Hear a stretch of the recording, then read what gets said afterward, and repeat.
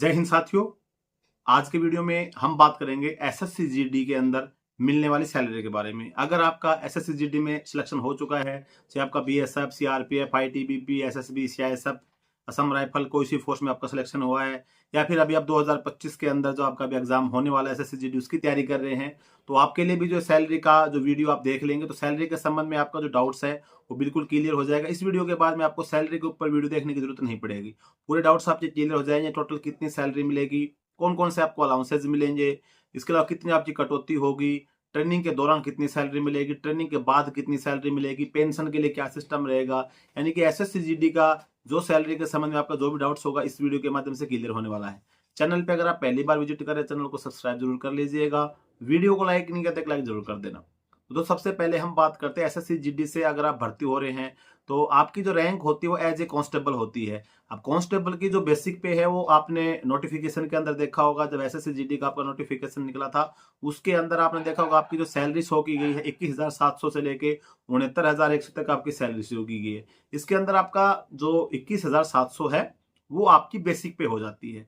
अभी जो भी अलाउंसेज होते हैं वो फिर आपके 21,700 पे लागू होते हैं। अभी 21,700 आपकी बेसिक हो गई। उसके बाद में जो सबसे जो मेन अलाउंस होता है जो आपकी सैलरी को इंक्रीज करता बढ़िया सी, वो होता है आपका डीए, यानी कि डियरनेस अलाउंस, महंगाई भत्ता जिसको बोला जाता है। साल में 2 बार ये महंगाई भत्ता आपका बढ़ोतरी होता है। तो अभी वर्तमान के अंदर जितने भी सेंट्रल गवर्नमेंट के कर्मचारी हैं सभी को 53% डीए मिल रहा है। तो आपको 21,700 का 53% जो डीए मिलता है तो वो आपका सैलरी में 11,501 रुपए का इजाफा हो जाता है। यानी आपको 21,700 आपकी बेसिक पे थी और 11,500 रुपए 11,501 रुपए आपको डीए मिल गया। तो आपकी जो सैलरी होगी बेसिक पे और डीए दोनों को जोड़ के जो आपकी सैलरी बनी वो 33,201 बन जाती है। अब इसके बाद में आपको नेक्स्ट अलाउंस जो मिलता है वो आपको मिलता है HRA, यानी कि house rent allowance. House rent allowance क्या है कि आपको जितने भी क्षेत्र हैं सभी को 3 कैटेगरी में बांटा गया है। X category, Y category, Z category. X category में ये 30% मिलता है, वाई कैटेगरी में ये 20% मिलता है, जेड कैटेगरी में 10% मिलता है।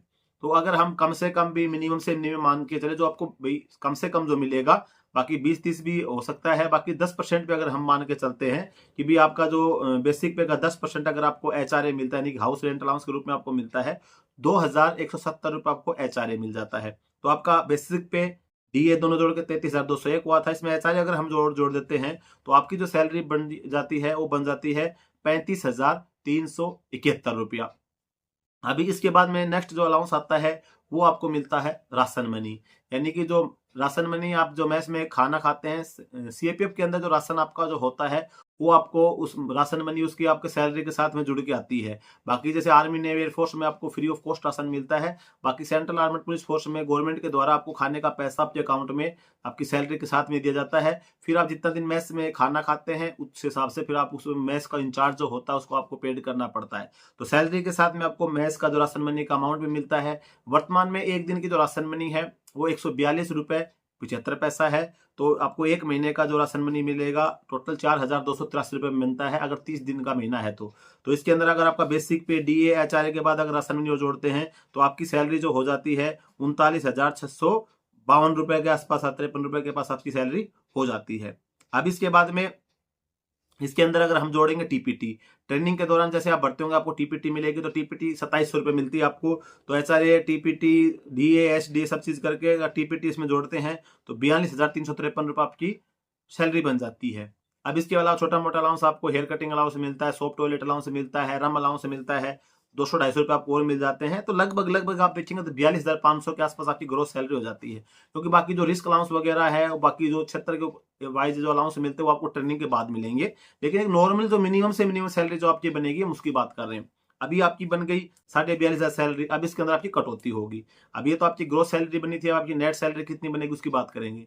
अब ग्रोथ सैलरी के बाद सबसे पहले जो कटौती होती है वो आपकी होती है बेसिक पे और डीए का 10% कटौती होगी जो आपकी एनपीएस के लिए होती है, यानी कि न्यू पेंशन सिस्टम के लिए आपकी कटौती होती है। अब इसके अंदर आपका 3,320 रुपए काट लिया जाएगा, यानी कि बेसिक पे और डीए आपका 33,201 हुआ था जिसका 10% आप देखेंगे तो 3,320 आपका हो जाता है। क्योंकि आपका जैसे पुराने टाइम में 2004 से पहले जो जवान भर्ती होते थे उनको ओपीएस यानी कि ओल्ड पेंशन सिस्टम के हिसाब से पेंशन मिलती थी। तो उसमें क्या था कि जैसे भाई आपकी कोई कटौती नहीं होती थी, उसमें आपको मर्जी से आपको जीपीएफ के रूप में 2,000, 5,000, 10,000, 12,000 जो आपकी एक सेविंग होती है वो आप अपनी मर्जी से कटवा सकते थे। लेकिन इसके अंदर आपका सैलरी का और बेसिक पे का डीए का 10% काटा जाता है। ये आपका एक अकाउंट खुलता है, 10% आपका कटेगा, 14% गवर्नमेंट का कंट्रीब्यूशन होता है। तो हर महीने आपके अकाउंट में 24% अमाउंट जमा होता रहता है, इसमें आपकी सैलरी सिर्फ 10% ही कटता है। तो ये वाला अगर कम कर देते तो आपकी जो सैलरी बच जाती है 42,500 में से 3,320 कम करेंगे तो 39,180 रुपए। अब इसके बाद जो कट होती है आप राशन मनी की, भाई राशन आप पूरे महीने ट्रेनिंग बनेंगे तो खाना तो मैस में खाएंगे। ट्रेनिंग के बाद में आप हो सकता है कि अपने परिवार को आप साथ रखें। जब आप अपने क्वार्टर पे खाना खाएंगे अपने परिवार के साथ, ही पैसा आपको मिल जाता है। बाकी जब आप छुट्टी जाएंगे तो भी आपको पैसा मिलेगा, लेकिन जब जितना दिन आप मैस में खाना खाएंगे तो ये पैसा आपको मैस इंचार्ज को देना पड़ेगा। तो ये भी पैसा अपने को काम का आएगा ना, ट्रेनिंग में तो आपको देना पड़ेगा। तो इस पैसे को भी अगर हम कम कर देते हैं तो आपकी जो सैलरी बच जाती है 34,897, लगभग ये मान के चलो कि फिर आपका 400-500 रुपए और कटता है कोई रिस्क वगैरह का। तो 34 से लेके 35,000 के बीच में जो आपकी सैलरी होती है वो आपकी सैलरी पड़ती है 34-34,500 रुपए के आसपास आपको सैलरी, फर्स्ट सैलरी आपकी बनती इतनी सैलरी। हो सकता है कि कुछ अलाउंस जैसे एचआरए वगैरह, टीपीटी वगैरह आपको तुरंत ना लगे, बाद में लगे तो उसका आपको एरियर मिल जाएगा। बाकी ये जो सैलरी है ये आपकी इतनी सैलरी बनती है। अभी इसके बाद में जब ये सैलरी बन गई तो उसके बाद में फिर आपका जैसे ट्रेनिंग कंप्लीट हो जाती है, फिर आपकी पोस्टिंग, जैसे भाई किसी की कहीं पे पोस्टिंग आई है, किसी की, क्योंकि हर सीआरपीएफ का ऑल ओवर इंडिया पोस्टिंग है, ये तो है नहीं कि आप एक जगह पे पोस्टेड रहते हैं। पहले तो आसाम राइफल ये थी कि भाई सिर्फ नॉर्थ ईस्ट में रहती थी, आजकल आसाम राइफल भी जेएंडके वगैरह में पोस्टिंग होने लगी है। तो ऑल ओवर इंडिया में आपकी कहीं भी पोस्टिंग हो सकती है। फिर जो अलाउंसेज जो मिलते हैं वो डिपेंड करते हैं आपके पोस्टिंग प्लेस पे। अभी मान के चलो कि आपकी हार्ड एरिया में पोस्टिंग हो गई, आईटीबीपी वगैरह में आप है, बीएसएफ वगैरह में तो बॉर्डर एरिया में हाई अलाउंस अच्छा खासा मिल जाता है। सेम अगर जैसे सीआरपीएफ में आप तो जेएंडके है, छत्तीसगढ़ है, ऐसी जगह पे पोस्टिंग होगी तो आप 21,625 रुपये अलाउंस है। बाकी फोर्सेज को भी और उस एरिया में जो हार्ड एरिया में पोस्टिंग है तो 21,725 रुपये तक अलाउंस मिल जाता है।